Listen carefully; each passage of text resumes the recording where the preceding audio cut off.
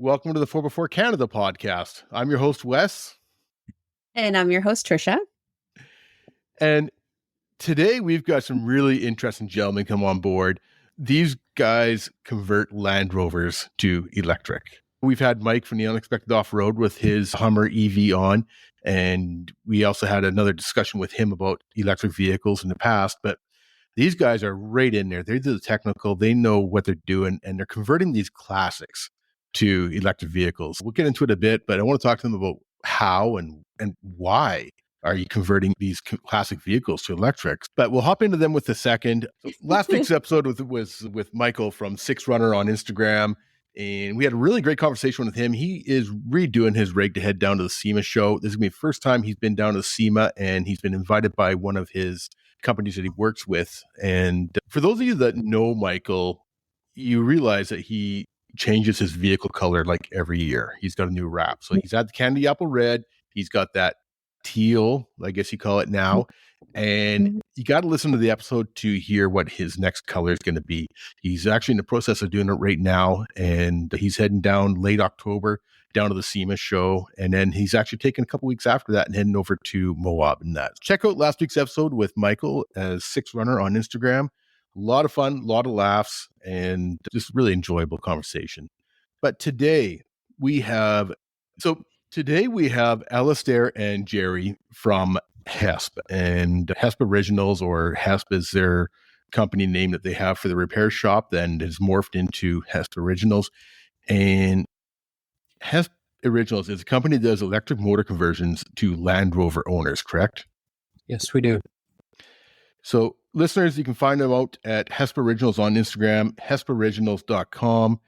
So before we hop into the electric stuff, you guys have been Land Rover guys for a long time, right?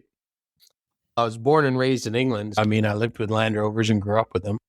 But we moved to Canada and I started turning wrenches for Land Rover at one of the dealerships in the mid-90s and been doing it ever since. And then I just got tired of the politics and the human resource manual that was 3 inches thick. So we opened a place 24 years ago now, and we haven't looked back. Hesp Automotive is the main repair shop. And then when Jerry came along, we've swung up another side called Hesp Originals. And we deal with series trucks mainly in that. We've been dealing with Defenders and other vehicles for years, but now we're really pushing the series things. We call Jerry Uncle Series because that's all he wants to work on, right? So we've been in it for a while. I've competed for Land Rover. I've won North American Canadian Tech of the Year. Was the shop foreman at one of the local dealerships. And it's a lifelong passion. I don't know of any other vehicle that you could buy for these prices when they're used that you could do as much stuff to and have as much fun in. They're very capable vehicles and they're very unique and they've still got that classic touch to them. Yeah, they're definitely interesting vehicles, and you're right. You can find them at a decent price used.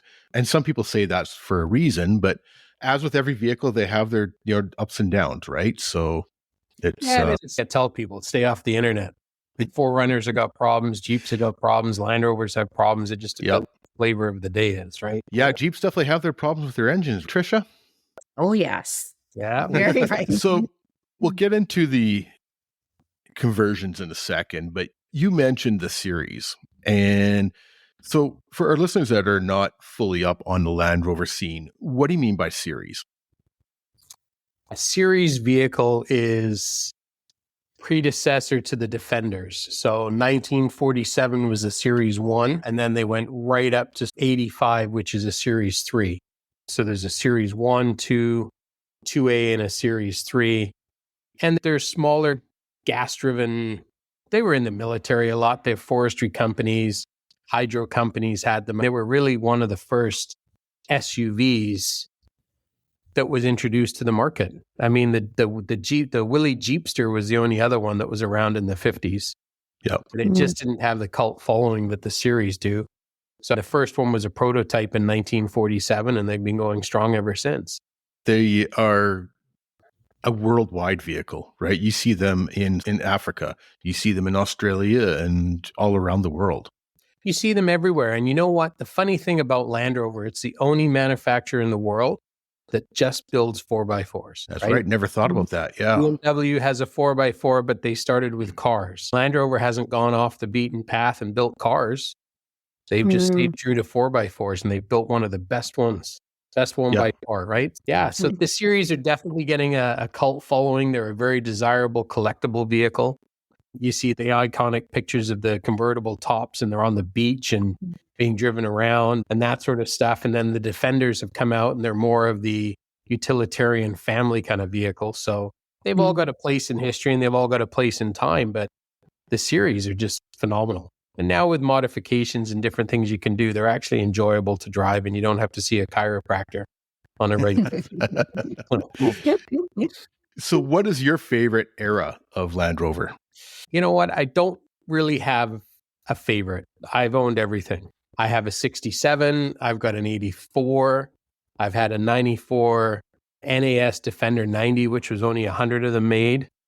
I've got a brand new 2024 Defender 130 right now as well. So I'm a sucker for all of them. Range Rovers, all of them. So I can't really have a favorite. Now, if you were to ask Jerry that question. Yep. Jerry, what do you know? If it's not pre-70s, it's not a Land Rover as far as he's concerned, right? He's a man after my own heart.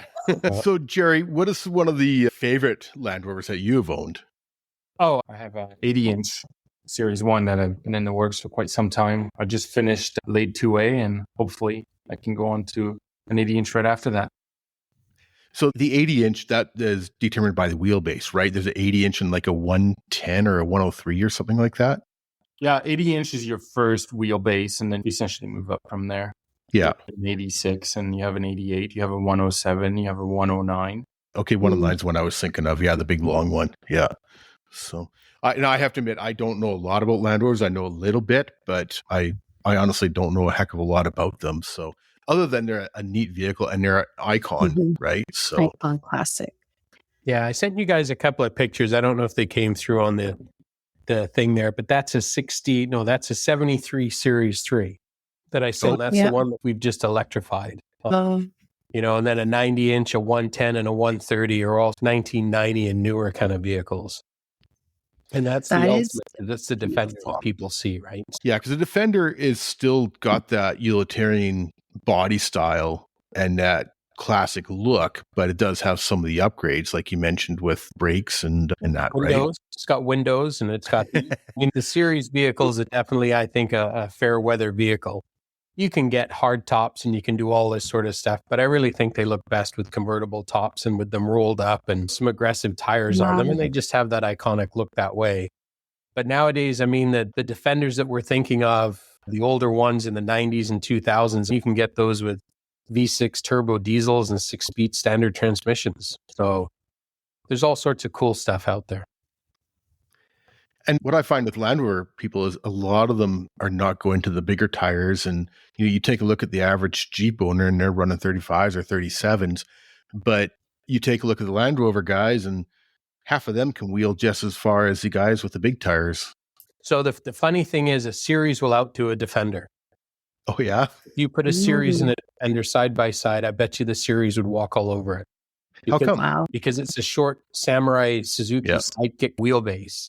The articulation on these things, you can lift the body and the frame up and the wheel touches the ground till the spring falls out. So there's so much adjustment, so much movement on them. But the little series are just built like Sherman tanks. Just low range and diff lock and off you go, right? So the other thing too is you start throwing 33s and 34s on these things. They didn't come with a lot of horsepower because they're originally farm equipment.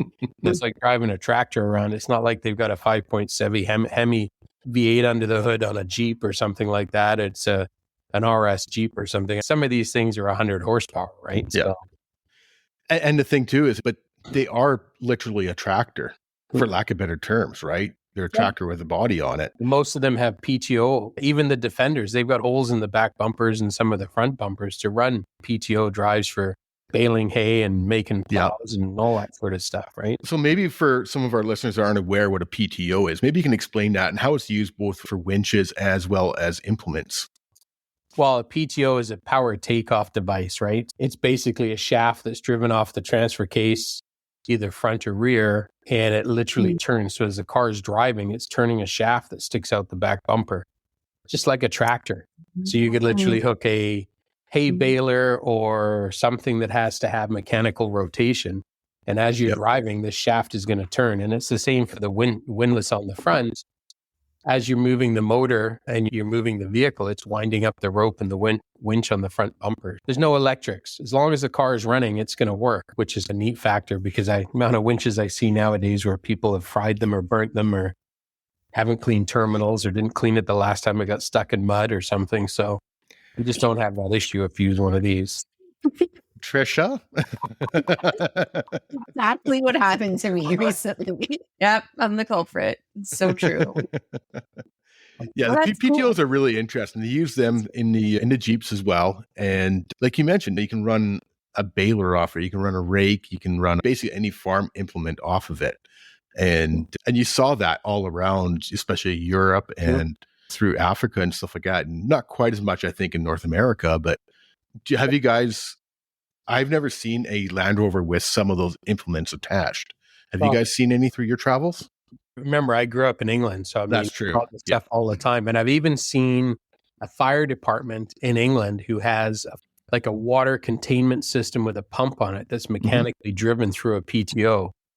So they pull up to a fire at a barn or something and they start driving and then the water starts spraying out of the hoses. Yeah. It's cool. Old school technology, but it's still so cool. I'm an old school guy at heart. I love talking about older vehicles. Let's just throw it out there. Why electric? Nice version or the bad version? No, I'm just kidding. Let's take them both. I will put this out there as a disclaimer moving forwards. Because Hesp Originals does electric conversions, doesn't mean that we will ever own a vehicle that's being purchased from a dealership that is electrified when we buy it. We don't want to be a part of the global misunderstanding that electric cars that they are environmentally friendly. It's one of those things where they're just not. You see the ads and you see the things, and then you turn around and see where people are mining nickel and lithium mines and all this sort of stuff. So you won't find any of us driving a Tesla or Hyundai Ioniq or any of that sort of stuff. The vehicles we produce use 1-year-old Tesla batteries. So they've already been in production, they've been tested, they've been certified, and we're quite happy using them because they're already in production. And then, so that's a disclaimer right off the top because we're not here to produce electric vehicles and try and imitate Teslas and stuff. As Jerry put it, what we're trying to accomplish is there's a whole new generation of people that love these iconic vehicles. But some of the newer generation necessarily haven't been thrown into, like I was, I mean, I'm a 70s kid. They haven't been thrown into that mix where the father's showing them how to fix cars or mom and dad break down and they do all that sort of stuff and everything. And they don't have the mechanical ability to fix it. They don't understand fuel goes bad or points fail and stuff like that. We're trying to reduce the mechanical complexities of these vehicles and make them a daily driver for a new generation. You basically walk up to the truck in the morning. It's a beautiful day. You unplug it and you start driving. You don't have to worry about whether you've got oil in it, whether it's going to start, whether the fuel's bad, whether there's leaks under the parkade and the strata manager is going to crucify you because you're leaving oil puddles on his nice pavement. There's all that current stuff that goes with it, right? This literally was a conception of how do we get more people to drive these vehicles? And it also ended up now becoming into sort of the recycling triangle where we're recycling batteries that are 1 year old from Teslas. We're putting them in these vehicles. But now these parts that come out of these vehicles are available to people who can't find them and can't afford them. So if we do an electric conversion, we're going to end up with engines. We're going to end up with all sorts of stuff sitting around. That can now go to somebody who wants to restore or wants to rebuild a Land Rover and can't find the parts at a decent cost or can't find them free or something like that. So a reuse and recycle thing with a pitch on just unplug it and drive it. Comes full circle. I love the idea how you mentioned that bringing these older vehicles to other people that may not have the mechanical knowledge, whether they are older people like myself and they just never really worked on vehicles, or whether they are younger people that haven't had them, but they still have a love for older vehicles. I absolutely love that concept. And I think it's quite interesting. You hear lots about people putting down vehicles that are converted to electric, but you've brought up some great points about how you guys go about it. And kudos to you guys for taking that first step to getting those done, or those conversions done. The first one was, we have a well-known architect that's one of our clients, and he's been with us for a long time. And we built him a Defender 130, which is a 4-door pickup truck. Yep. And we put a roll cage in it, and it's jacked up. And this is the meanest looking truck I've ever seen. And then he decided that he wanted a series. So I found him a rebuilt series. And then within weeks, he says, I want to electrify it. And this is going back maybe 5 or 6 years now. And I had absolutely no idea what I was doing. I've got a gentleman in front of me who's a great buddy. He's got some money and he's an environmentalist. He builds wooden skyscrapers and wooden high rises. Oh, wow. And he's completely against concrete and all sorts of different things. And he's a really cool gentleman. So I said, sure, we'll do it. But it took 3-4 years for me to build this. And I had to build it from scratch, try and find every connector, every contactor, figure out how I'm going to make it safe, figure out the motors and all that sort of stuff. And my hat's off, though. He's still driving it to this day and he absolutely loves it. Wow. So that was the first thing. And I said to myself, I'll never build another one again because I lost all my hair from it. But we were able to package the process and bring the process down so much quicker that if somebody dropped off a vehicle in 30 days, we'd give it back to them electrified now. That's a quick response, because I imagine I've been in the prototyping world. I spent 11 years with the company that we did all kinds of prototypes, and I know how much time and money goes into doing simple things like you mentioned, just figuring out a connector, or you're sitting there, whether you're on your CAD drawings or whether you're sitting there at the unit itself, just trying to figure out how am I going to move this thing 1 inch this way and that way. So kudos to you guys, because I realize how much hard work and money goes into prototyping. I can imagine all the nightmares you had with it, but you've come up with a product that like you mentioned, that you can get 30 days, and that's a big step. And then the horsepower and the battery range and everything, it's all relative, honestly, to the amount of money somebody wants to spend on one of these conversions.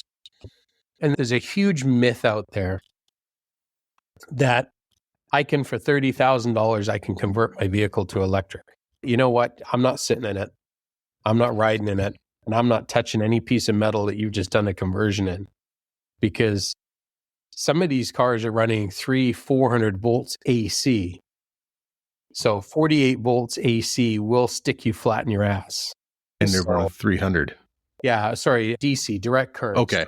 So like we had 12 volts, and then the warships in the Second World War were 32, and then there's now Cadillacs that are 48. Yeah. And stuff. Yeah. And we're pushing 300, 400. There's a buddy of mine in Calgary that has a Hummer that they built for X-Row Technologies. It's 850 volts DC. Cool. So now the voltage on the DC relates to the power the vehicle has and how quick it'll charge. The higher the voltage that you have, the quicker it'll charge. There's all sorts of stuff like that. But for $40,000, it's just not going to happen. The realistic factor on having these things and that sort of stuff is you're going to be spending $80,000 to $150,000 to convert it. But then you've got a unique vehicle after, though, too, right? You're not out there competing with the Teslas and that. The person that will have a conversion done like this is a person that has a love for that classic vehicle to begin with. Yeah. And the other thing that I see, too, is I see people are buying electric cars and I bought an electric car that'll do 400 kilometers. I can't wait till they produce a 700 one or an 800 one. You know what? Just be happy that a tank of gas will move you the same distance as a full charge on a battery. Yeah. People are under the impression, it's not an electric car unless I get 700 kilometers out of it. You never got 700 kilometers out of your gas car. That's true. And I think the technology is definitely changing, and I'm becoming more and more open to the electric vehicles. I don't like the fact that they're trying to slam them down our throats government-wise, but I do appreciate the technology that goes into these. And the fact, like you mentioned, 700K, I get like 600K on my Tacoma, but everybody's, oh, well, yeah, it only takes you 10 minutes to fill it up instead of an hour or something like that. But technology is improving all the time, and that will come with better on down the road, I think. It will. And batteries have come. That Oh. series that I built 5 years ago had a lithium battery capacity where we had to put 36 batteries in the truck. Now, last year we changed the batteries and we're half of that and we're getting further range. So Right. stuff is changing on a constant basis. But with that, there's a learning curve. And we're learning now that the cooling system's not good enough for a Tesla, and that's why they're catching on fire. And we're learning all these sort of things. And it's a global learning process, for sure. But what we're trying to do is we're just trying to bring these older cars back into the road and back onto a driving thing. And people's mentality is turning around to the point where it's easy to unplug it and drive it. Yep. You know? And there's a lot of things that I find quite interesting on the electric vehicle side, that the actual cost after you're done pay for the original vehicle, the actual costs a lot of times are quite less, because you're not having to worry about oil changes and other maintenance like that as well too, that people don't think about. They did an article. I can't remember what news. I think it was 60 Minutes or somewhere, and they compared the environmental impact of a Hyundai to the environmental impact of an electric car to a gas vehicle. And you had to drive 60,000 miles on the electric vehicle to reach the same environmental impact that you'd have on the gas vehicle. Yeah. To make it carbon neutral. I don't know. I don't know if this electric car is going to stay. I don't know if it's a fad. There's lots of dinosaurs and there's lots of fossil fuel still kicking around. Is it something that people are doing to get other stuff from other countries in here? I don't know. Yeah. But at the end of the day, I drive a gas vehicle. I absolutely love it. I love the raw horsepower. I love diesel vehicles. But the electric is one of those niche markets that a lot of people want to be in right now. I'm sorry, did you say horsepower and Land Rover?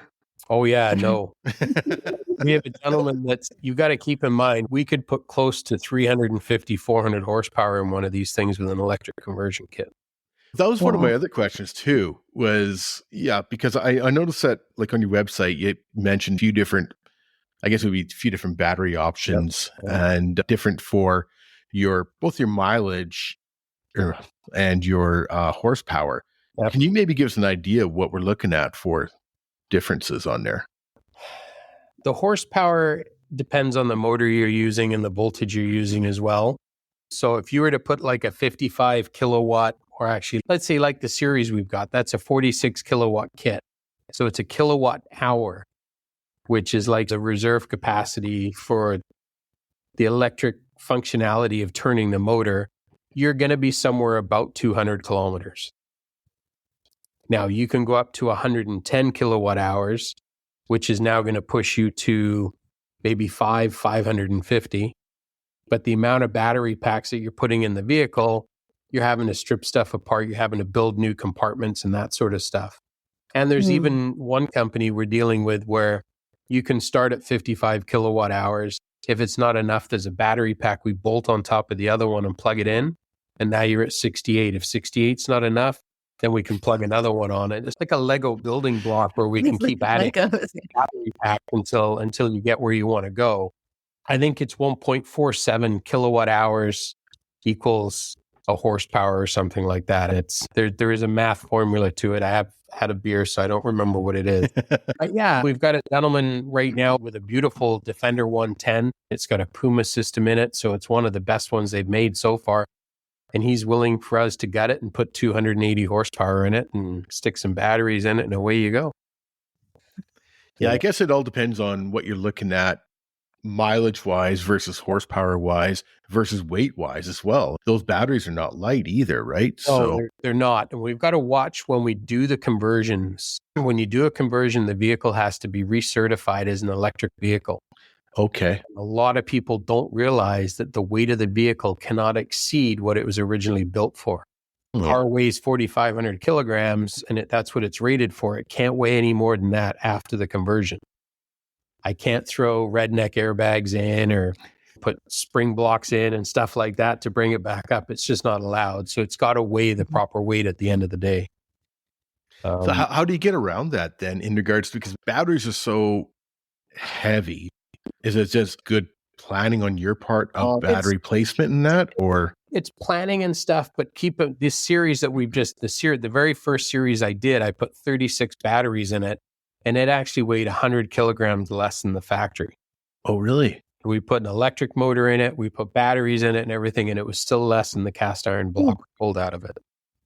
Wow, I never realized that. Yeah, so this one that we've just finished, we haven't weighed it yet. There's not many weigh scales around here, so I think I'm going to have to go to the garbage dump, drive through, hop out of the truck, ask them to weigh it, and then go back. But yeah, if you keep it within reason and these ones that we're doing, the further distance and the more horsepower, you're actually pulling the transmission and engine out.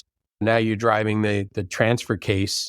So you've taken out a lot more weight. So you've got a lot more options to do it. Whereas the series trucks, we're bolting an electric motor to the transmission with a flywheel.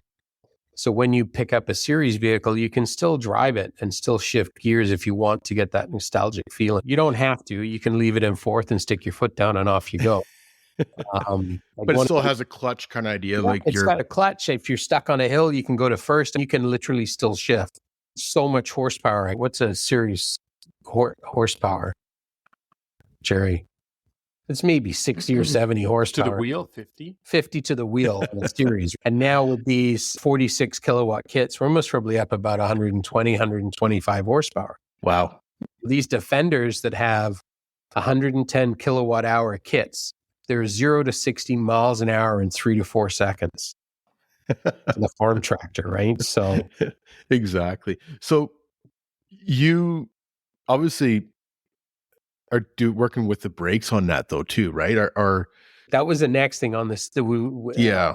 So the way the process works is somebody would bring us a vehicle, unless we have a donor vehicle already, and we'd have to inspect it to make sure its integrity is up to the condition to handle this new powertrain that we're going to put in.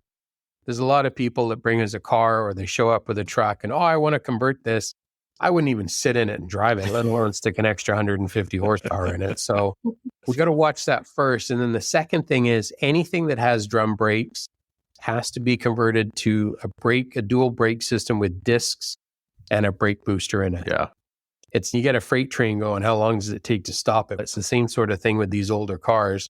We're upping the horsepower, we're upping the speed they can do, but they've still got drum brakes and it's Fred Flintstone trying to stop it at the end of the day.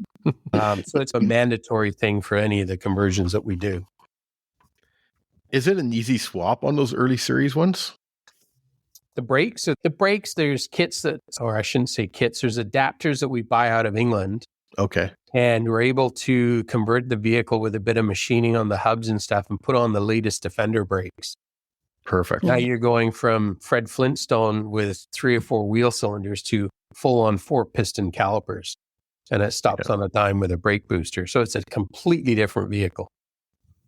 Is it regenerative braking? None of the ones we've done yet have regen in them.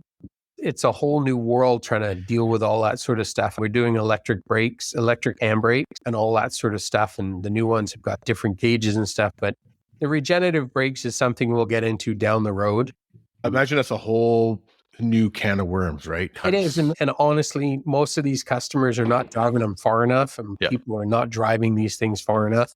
I think if you got 300 or 400 kilometers out of one of these vehicles, most people just drive them to and from work. So we look at the bottom line. If I was so we left here on Friday, was it, to go to the BC Overlanders.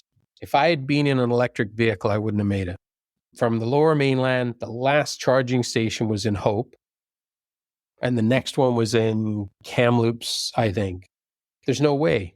Yeah. There's no way I would have made it. Most of these vehicles that we're producing, they might go for a week or 2 weeks where they're bombing back and to and from the kids' soccer game or home or work, but they plug it in every night and they never have a concern. Some people are just looking for the raw horsepower and they're not really concerned about how far they get to go on it.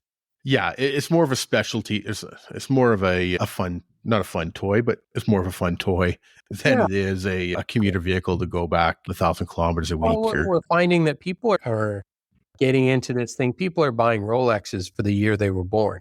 People are getting into collecting stuff. You know, years ago when I grew up, everybody was trying to collect 69 Beaumonts or Chevelles and pickup trucks and stuff. And that's changed. People are looking at these really cool Alfa Romeos and Land Rovers and different sort of a niche thing. People are buying Norton Cafe bikes like they're going out of style. The whole thing's gone, and we've got high-waisted jeans and bell-bottoms coming back and all that sort of stuff. So I think this is just a niche market right now. Yeah, I think it's perfect while the electric highway is in the use here. What is involved in electric conversion? We've talked a little bit about the brakes, how you got to upsize that, and you got to have a good basic vehicle. But what actually happens in an electric conversion? You've got to figure out how the power plant is going to adapt to the vehicle. So there's some guys in England right now that are actually coming up with an idea where they get rid of the transmission, they get rid of the four-wheel drive transfer case, they get rid of everything, and they're actually putting electric motors on the front diff and the rear diff. Okay. Yeah. So now there's nothing in the middle. You're literally powering the wheels directly. And the four-wheel drive system is all built into the controllers. As we go through, we've got to decide, are we driving the old transmission? Are we going to just drive a transfer case? Are we just going to drive the wheels? How many batteries does the person want or the client want? Are we going to put all of them under the hood? Are we going to remove the seats and put them under the seats? Are we going to build boxes in the back? It's totally unique to each person's needs and what they want. But basically, yeah, you come along, you gut the vehicle, you pull all the wiring out for the 12 volts as well. So keep in mind that in an electric conversion, there's a 12 volt system, and then there's the DC system to run the motors. But we still have to have a 12 volt battery. We've still got a charging system for when you plug it in, it charges a 12 volt battery, turn signals, headlights, horns, wipers, all that sort of stuff. Still has to have its own system. It's got nothing to do with the actual electric conversion portion at all. Because it had points and it had coils and it had all those other things. We've taken all that stuff out. Now we've got to rewire brake lights so they work on different switches. And so those, the electric heater. So the heater core comes out of the car and now an element gets put in the heater box. And then that's heated by the DC volts from the battery pack that drive the motor. So now these little cars that used to be able to, you could drive 30 miles with a hoodie and a scarf on and eventually it would never get hot. Now you hop in these things, you flick the heat on and you're like, the windows are open, the shirts are coming off. You're like, wow, middle of winter and I've got way too much heat. So there's also... I never thought about that. That's actually a really good point because, yeah, you don't have any water for the, for the heater system or anything like that. You have a battery cooling system that goes through a rad and everything still. Okay. But the actual coolant system is not there for the heater core. And then when you get into air conditioning, now you're pushing a 400 volt DC fan to drive a 400 volt DC AC compressor to drive the AC system. So the AC that you had when you had 12 volts was nice, but these new ones, they'd freeze an ice cube in the middle of the truck. There's definitely some benefits to these conversions. There's no doubt about it. And then you've got to change the tires. You change the weight of the vehicle. You got to have the appropriate tires. I don't know if you're aware, but Teslas can't run regular tires. Yep. The tires have to be stamped as electric vehicle tires because of the weight capacity and that sort of stuff. These are heavier vehicles anyway, so most of them have light truck tires on them or extra load tires to start with. But these are all things to take into consideration. The springs get changed to parabolic springs. So you've got a bit softer ride. We've got to change the dash gauges. We've got to change the instrument cluster, program the vehicle. We've got to find a place for all the computers, all the wiring. The safety concern is the other thing. You will see that there's not many people in this world that will sell a conversion kit to John off the street. And the reason being is that one mistake could kill the guy. So he puts your kid in the car and he doesn't hook it up right. He's driving down the street, rear ends somebody, but forgot to put in a safety device. And the wire gets cut and it now energizes the frame and his feet are touching the frame or his hands are on the dash or something and Johnny's gone. So there's a lot of safety devices and there's a lot of things in there that have to get dealt with in the process. We are an inspection facility for electric vehicles. So if somebody does a conversion, they can bring it to us through the province and we will check it and we'll certify it as an electric vehicle. Or not yet have I had one person come through the door with a car that I would touch a second time. They cut the firewall, they run the wires through the firewall. The firewall's digging into the wires, or I just put electrical tape around that till I deal with it and this sort of stuff. You can't do it with this voltage. You just can't do it. No. You might as well go home and stick your fingers in your oven sockets at home, and that's half of what you're going to get when you're in a car. Safety is the number one thing, and making sure the wires are run the correct way, and that nothing's touching, nothing's rubbing. And what if you had an accident? What if this happened? You got to have all those bases covered. So it's a little bit more than just a weekend warrior project, I'm afraid. Yeah, I figured it was, but I never really thought about the extra wiring that goes into the job. You think, oh yeah, I got a small block Chevy, I'll just replace it with a electric motor. And you got to figure out where to put things in that. But you brought up some very good points that I hadn't really thought about. Yeah, no, there's all sorts of stuff. And there's lots of companies doing it. We have a car coming up from Everati, who are renowned in the States for building $400,000, $500,000 cars. They're bringing a Porsche up here, I think the week after next, to be certified to give it to a client that's up here. I'm sure that's all they do. So I'm sure it's a phenomenal vehicle. Yeah. But yeah, there's people out there that are trying this and giving it a shot, and I wish them all the best. Just don't bring it by me. What is one of your favorite conversions that you have done? I would just say, I think that's the 73 series that we've just done. The one that you saw at the BC Overland. Yep. That thing it was a frame off restoration. It's got leather dashes. I mean, we took a long time deciding what furnishings to put in it and how to do it. And Jerry's even had brackets made to fit a Marshall radio in there. And it's just been a labor of love. It really has. It is absolutely gorgeous. Trish, I don't know if you did see photos of it or not, but it's like you mentioned, the leather dash, the seats with all the stitching in the seats, all that little detail. And I did give it a good look over when I did have an opportunity. And yeah, the amount of detail that you guys put into that rig was just absolutely phenomenal. Yeah, and that's one of the vehicles that we own that, like I said, some people bring us vehicles that they want to have done. And this is one that we're going to put up for sale once we're finished using it for demonstrations and stuff like that. And somebody can walk out of here with a car that's got a 5-year warranty on an electric restoration. Roughly about 30 days. That's impressive. Is that including all of the upgrades and stuff like that as well too? Or is that just a basic conversion part? That's a basic conversion. If somebody comes to us with a car and says, I want it converted, once I have the kit and I have all the components in my hands, it's 30 days. But we do get people that while we're doing the kit, we're going to paint it, we're going to do this, we're going to put seats in it. So there is that sort of stuff that goes with it, but there's nothing stopping us from giving somebody a conversion and then doing that later on down the road, or not even doing anything else to the car. Yep. If they get into some crazy battery packs and they want to drive around the moon twice, then we have to start pulling other stuff apart and building boxes and changing the configuration of the car for weight and those sort of things. So then it leads to another system. But like Jerry said lots of times, it's 30 days of the first tank of gas is free. There you go. So you guys also, as well as the electric vehicles, you have Hesp Auto. So you do all kinds of regular repairs on Land Rovers and other vehicles. If somebody wanted to look for, say, Land Rover accessories or Land Rover restoration parts, that's something they can totally talk to you guys on and work with you on that. Oh yeah, we have a full parts department here with parts here. We bring parts in all the time from England, seats and convertible tops and wheels and brakes.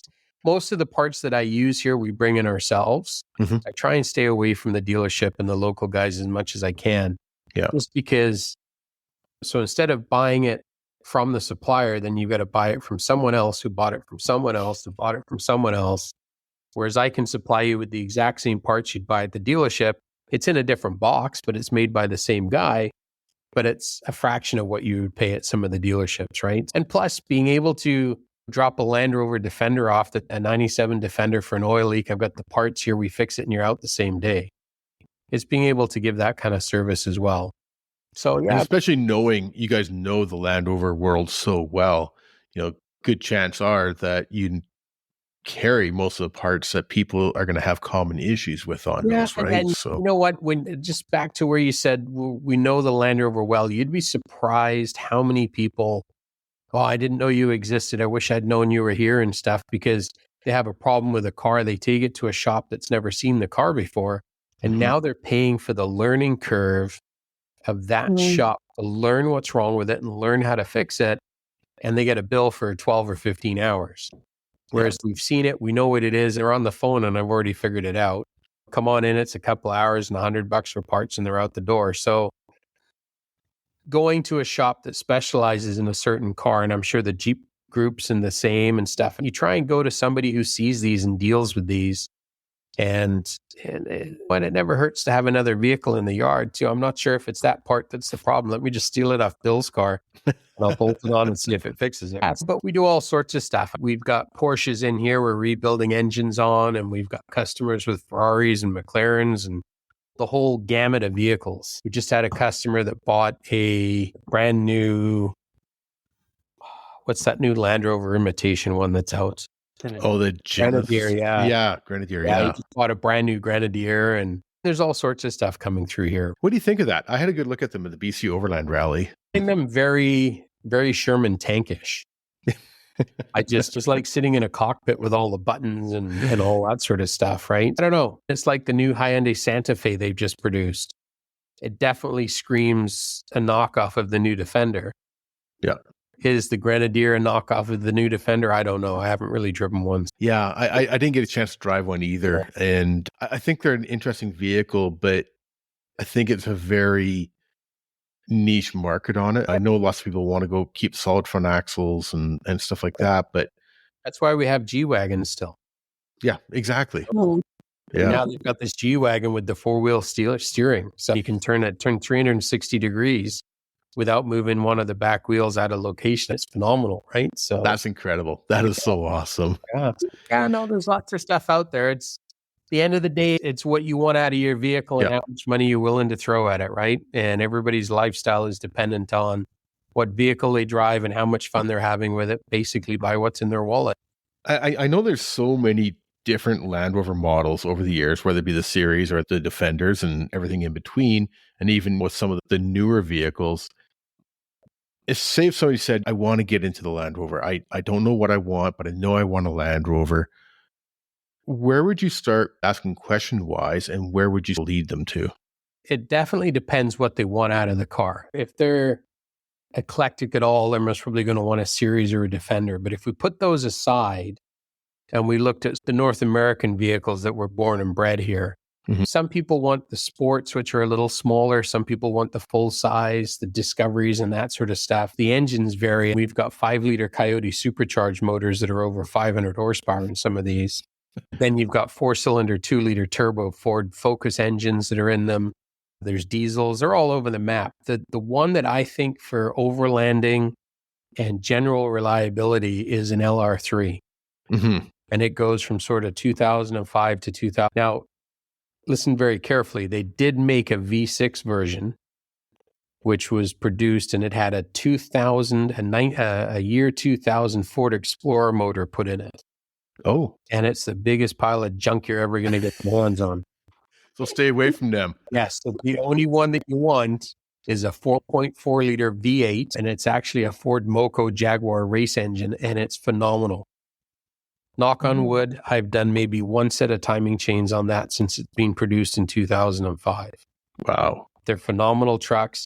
You can put a set of lift rods in it in 20 minutes and you've got yourself a 2-inch lift for $350. There's so many positive things. There's so many companies making roof racks like Front Runner and all sorts of things. I think for somebody who doesn't want to get into a car like a Series or a Defender where there may be water leaks or there may be issues or an age thing, definitely the 4Runner thing of the 4Runner type of vehicle is definitely the LR3.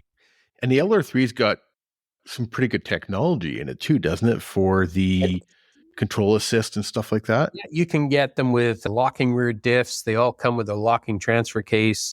They've got traction control, hill descent control, ABS. I mean, they've got every creature comfort you'd want. Yeah, that's what I thought. And you can buy winch bumpers for them, and a 2-inch lift, you can get 33s under it with no problem. So there's all sorts of things you can do. And I see them in Craigslist nowadays for $9,000 or $10,000. So definitely an inexpensive option to look at for sure. Yeah.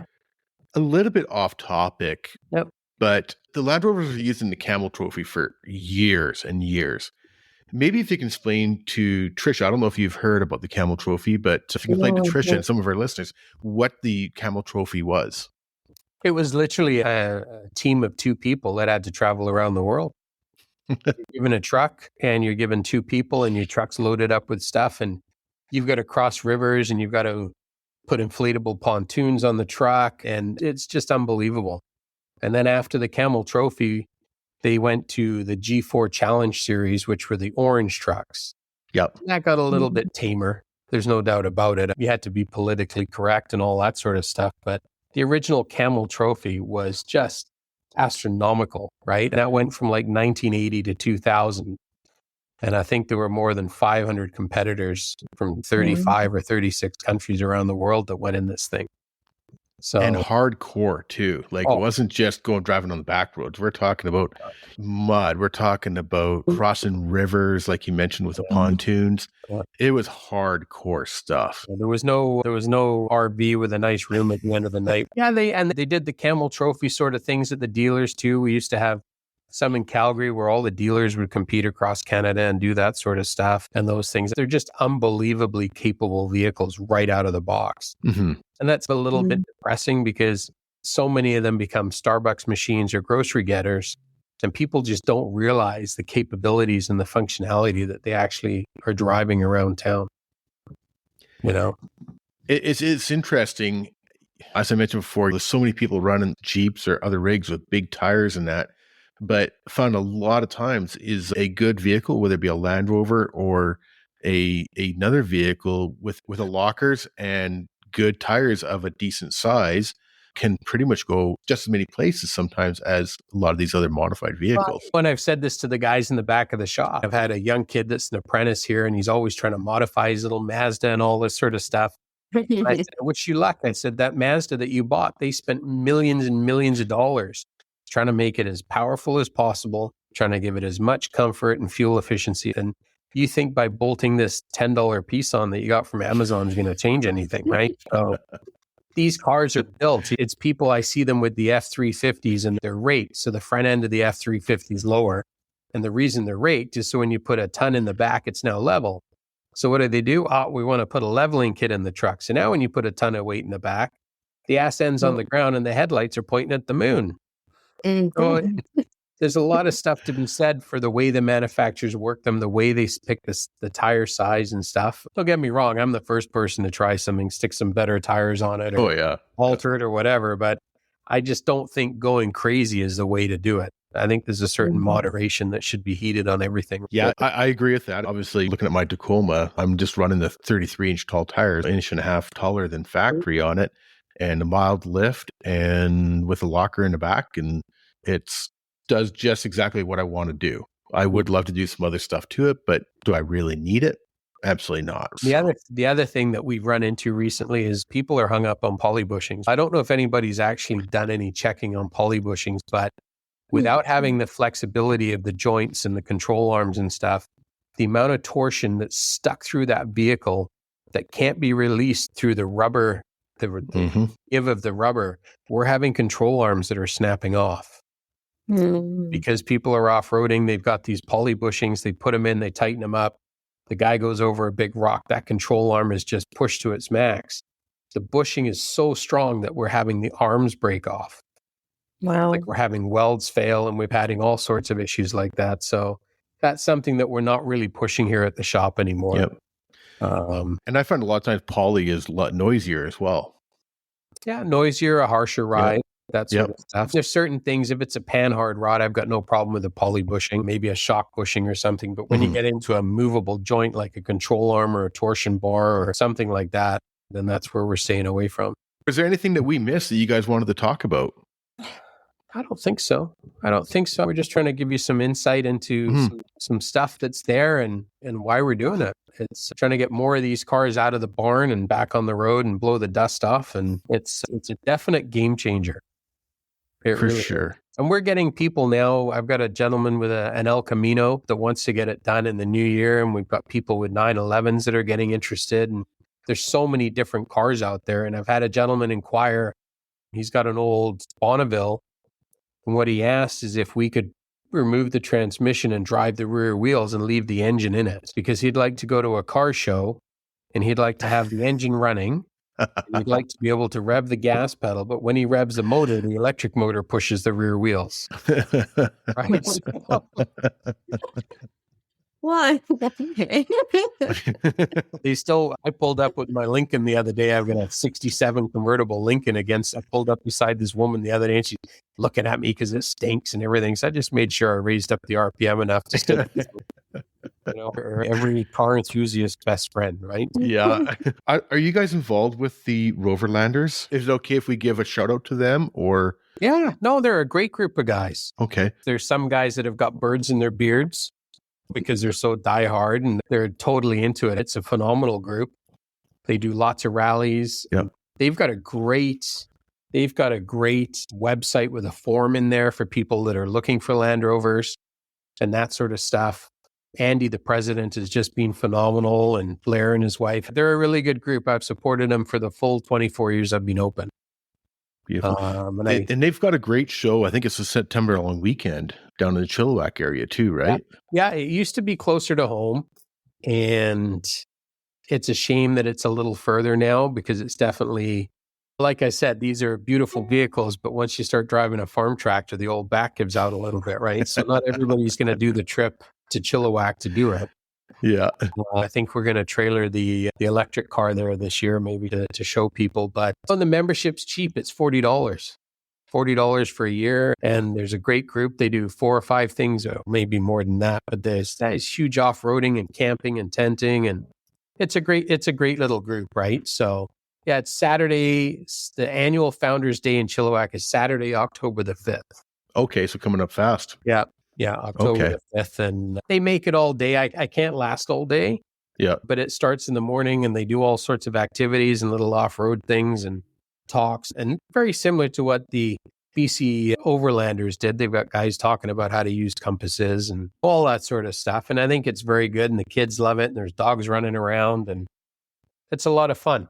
It's a lot of fun. Yeah, I've heard some good things about it for sure. Well, I'm sure I'm going to get flack though when we roll in with an electric car. There's a lot of diehards in there that I think you're going to try and pass me some rat poison or something in my beer.